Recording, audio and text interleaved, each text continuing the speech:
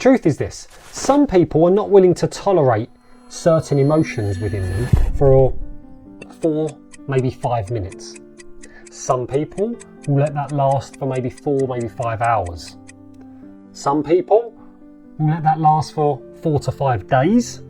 Some people let that last 4 to 5 weeks. Others 4 to 5 months. Others 4 to 5 years.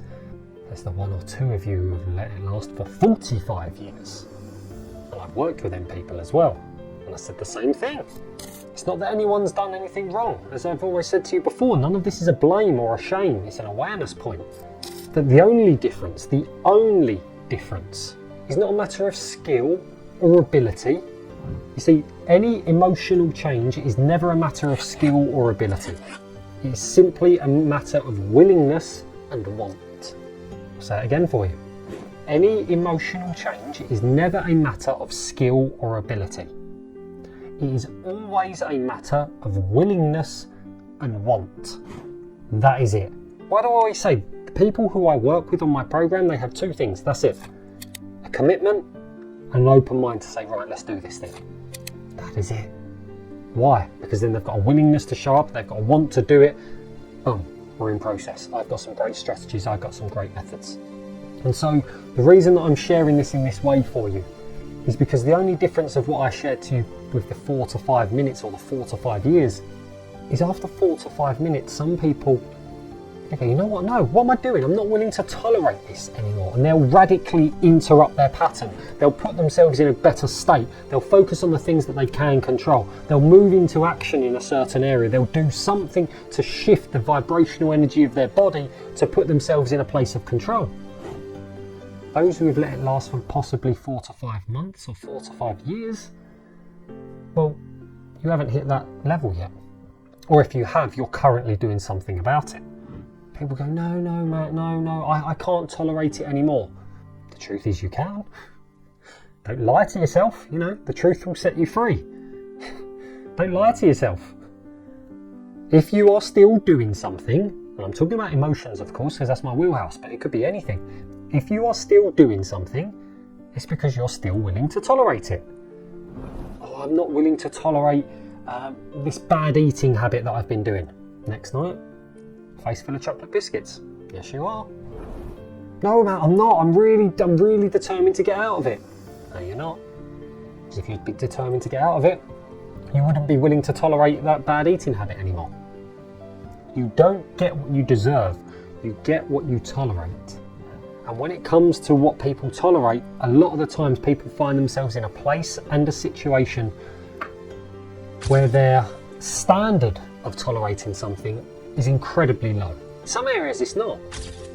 If I asked you to look now at your health, your physical health that is, if I asked you to look at your finances, your relationships and your career, your work or career. If I asked you to look at those 4 areas and I asked you to tell me, in your physical health, what are you not willing to tolerate? Some people are not willing to tolerate not going to the gym every other day. To some people, that's a case of, whoa, blimey, I only go once or twice a month. You see, levels of toleration. I'm not asking you or demanding of you to change anything within yourself. I mean, who's anyone to tell you to change? But ultimately, if you're finding friction in a certain area, strategies, methods, breakthrough habits, all sorts of these things, I've got the best of them around. Ultimately, the bottom line is if we're willing to tolerate more and more and more pain in that area, then we'll always go there. Because you see, that leads me to that next part of this segment. When do we change? When do we change? Let's take a relationship, for example.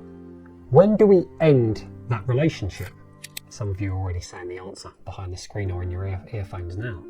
When we're not willing to tolerate it anymore. Because you see, when we've been in a relationship for 10 years, we go, oh God, it hasn't been good for the last 7 years. But, it was good for the first 3. And so what do? We tolerate it for a bit longer. And then we go, hasn't been good for the last 7 years. It's not going good at the moment, but hopefully it gets better in the future. And so we tolerate it a bit longer. But then those 10 years turn into 15 years and eventually we get to a day where we say, do you know what? It's been bad in the past 12 years now. It's been bad right now. It's not going to get any better in the future. I'm not willing to tolerate this anymore. This must change. And in that moment, we make a decision. I'm not willing to tolerate anymore. This is going to change now. It doesn't mean that every part of our life changes in that moment, but the decision to create the change happens in that moment. That is the shift that happens. Up until that point, regardless of if we want to sugarcoat it, regardless of if we want to tell ourselves nice things on the surface, the truth of the matter is we've been willing to tolerate more of it. I'll get to that in a moment. If I bring this back to your emotions, the truth is this: stress, overwhelm, doubt, anxiety, fear, worry, doubt, you name it. If we are still there, we are still willing to tolerate it.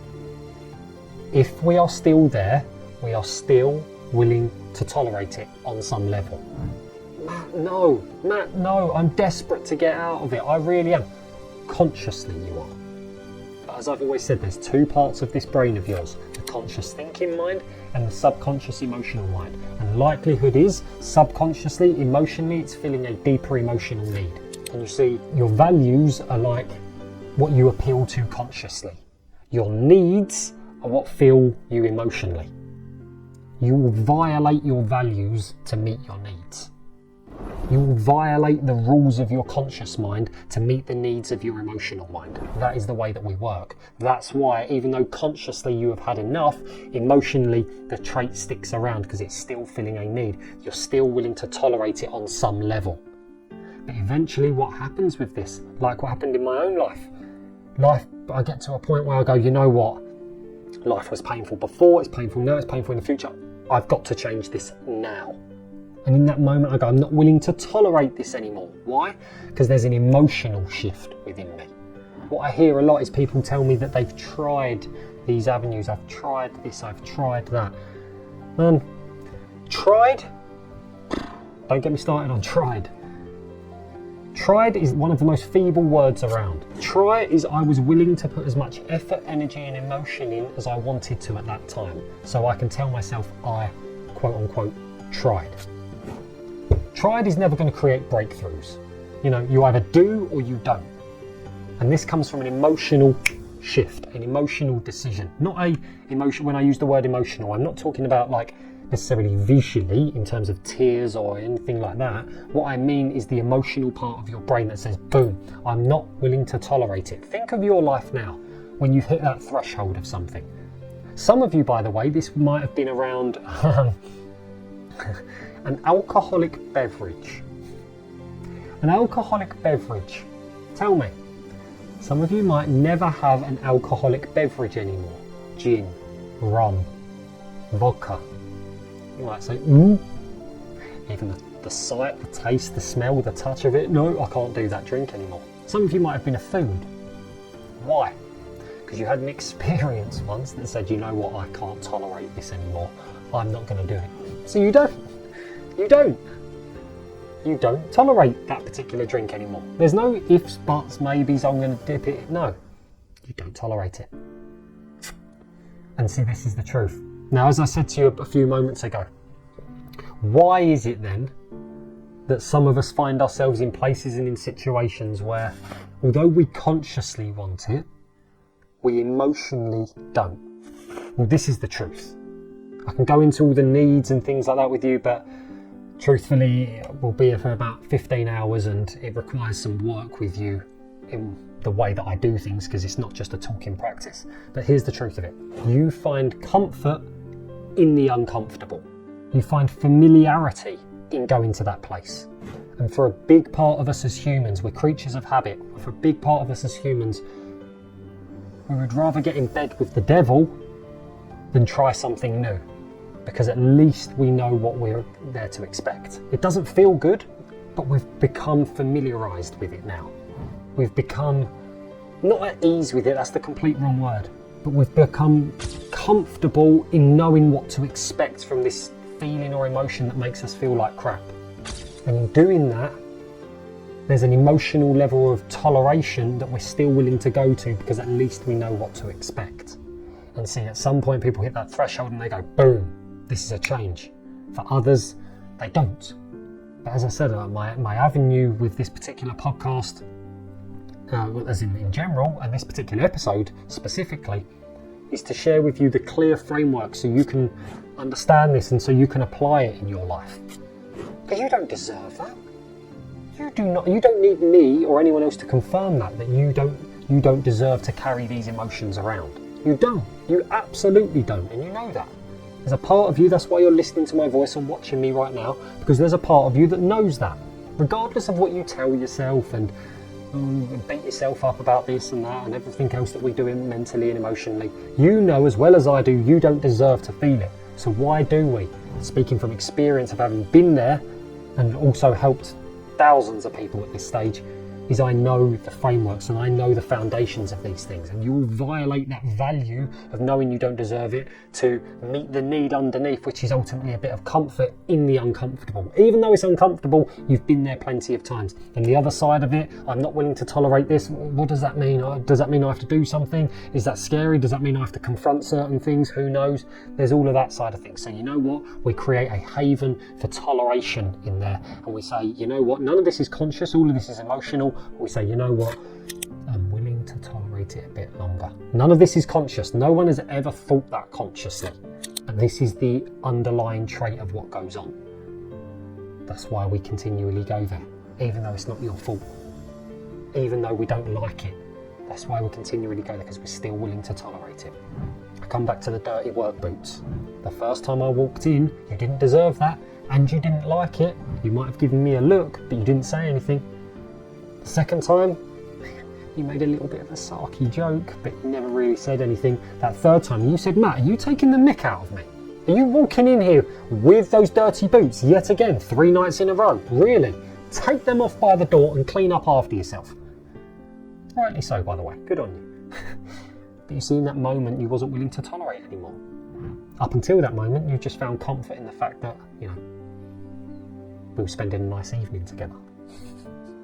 So he was willing to tolerate it a bit more.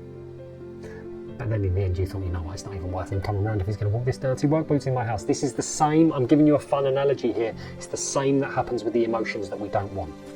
Even though we don't want them from the outset, we're willing to tolerate it because it's meeting a deeper emotional need. In this sense, it's giving us some form, although uncomfortable, comfort, and we've become familiar with the uncomfortable side of it. And because it's familiar, we're creatures of habit, we just stay there until we go, it's the reason why people stay in relationships for far too long.